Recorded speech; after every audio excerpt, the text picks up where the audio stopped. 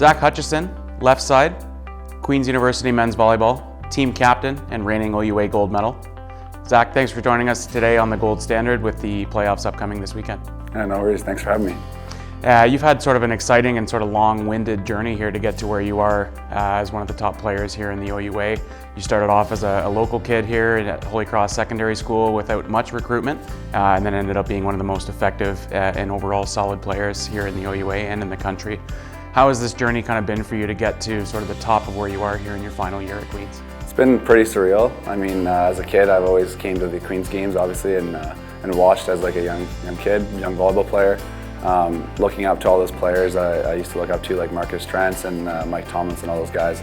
Never thought I'd ever get a chance to play with them, but shot my shot with Brenda Willis and ended up getting a spot on the team. Throughout my career, I've been trying to just like take advantage of my opportunities, and then I got myself a spot here as a starter, and then just took off from there. And it's been nice to kind of see where it's gone since. As a young volleyball player, I did not think I was going to get here, and then as I got older and kind of got more experience, got to this spot, and then it's nice now to see, like, kind of look back and see all the progress I've made, and especially doing it in my home city, it's really nice to see. Yeah, and I mentioned you've stepped into the role as a captain since your third year. What has it meant to sort of take on that leadership role, not only be relied on for your physical skills on the court, but also your leadership skills on and off the court? And what do you think has made you such an effective captain here for the Queen's men's team? I think what's made me an effective captain has been like leading on and off the court, obviously. Going into more detail, I kind of try and lead by example wherever I'm going with the team, whatever I'm doing, whether it's in the weight room, on the court, off the court, trying to lift the most weight, trying to show the guys like what it takes to get to the next level, right? Or on the court, just going for that extra ball, like the extra hustle. My big thing as like what I think has made me the most effective captain is just leading by example. Like that's huge for me, and just giving guys advice kind of when they need it. I've told the guys I'm always open for them to come see me if they need help with anything, or if they need advice on like a certain type of shot or a certain type of movement, like a passing movement or something. And yeah, I've just been trying to do that ever since I became a captain on this team. I think it's been received pretty well by the guys. You guys had a bit of a tough start to the season as you lost your opening 2 games against York and Nipissing on the road. You guys bounced back nicely with a big win here in your home opener against McMaster. Was that sort of a turning point in your season, and was that first weekend sort of indicative of the pressure faced on a team that's the defending OUA champions? Yeah, definitely. I think from the start of the season we kind of had a target on our backs.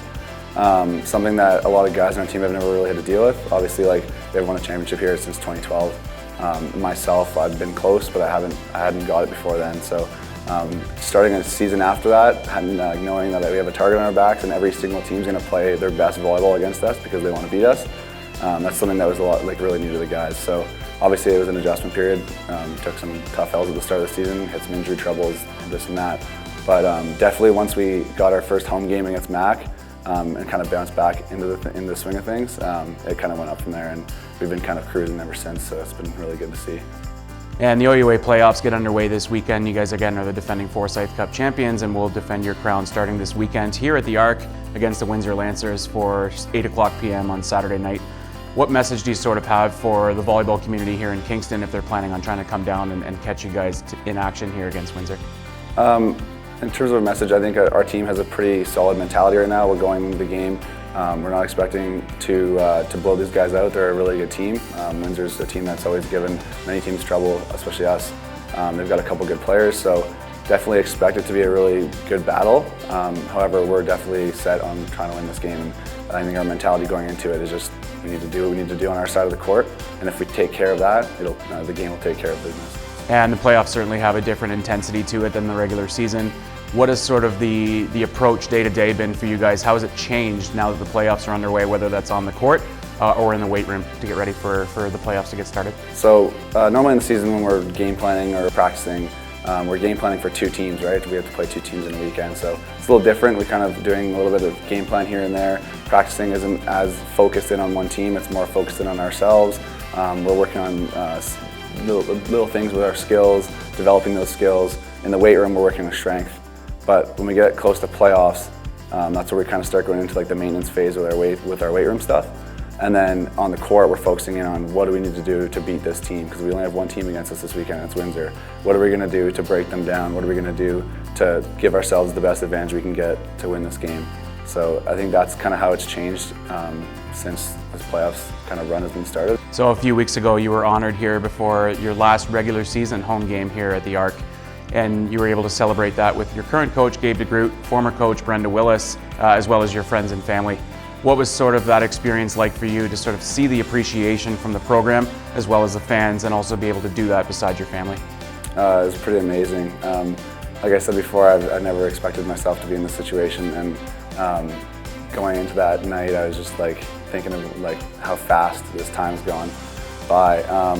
People say that your time at Queens, especially, and like if you're playing a sport or something, it goes by so quick, and I didn't really understand that until I thought about like, wow, I'm in fifth year, already leaving the program. I just like thought just yesterday I was in first year, just becoming a new player, kind of developing, and I'm going under Brenda's wing.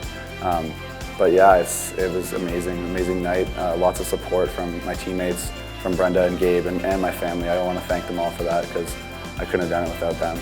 And lastly, we've had everyone, all the guests on our show here, the Gold Standard, to kind of reflect on that title.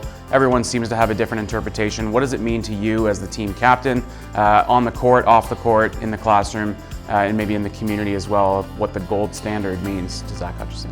To me, I think the Gold Standard means always trying to better yourself, always trying to be the best person of yourself that you can be, whether that's in the weight room, whether that's on the court, whether that's in school, in the community. You're always trying to do something better for yourself, for other people. So putting up PBs in the weight room. On the court, you're working on a specific skill. We always talk about on our team a 1% that we're giving extra every single week to the team. You're always trying to better yourself in the community, where you're always trying to better other people too. So that you're trying to help out young athletes, young volleyball players. That's what I've been doing in the last few years, trying to develop their skills. And then obviously in the classroom, trying to better your grades, getting the best GPA you can get to pursue a program like a master's or something like that. Or if you don't want to do a master's, at least getting the grades to get into a firm job or something that can definitely better your career. So I think the Gold Standard, and for me, is just giving everything you can give and trying to better yourself all the time. The playoff chase starts this weekend against the Windsor Lancers at 8 o'clock, and then potentially the Forsyth Cup Final Four after that, and then hopefully a trip to Nationals in Winnipeg. Zach, thanks so much for taking the time to join us here today. Best of luck in the rest of the chase for another OUA title, and best of luck the rest of the way.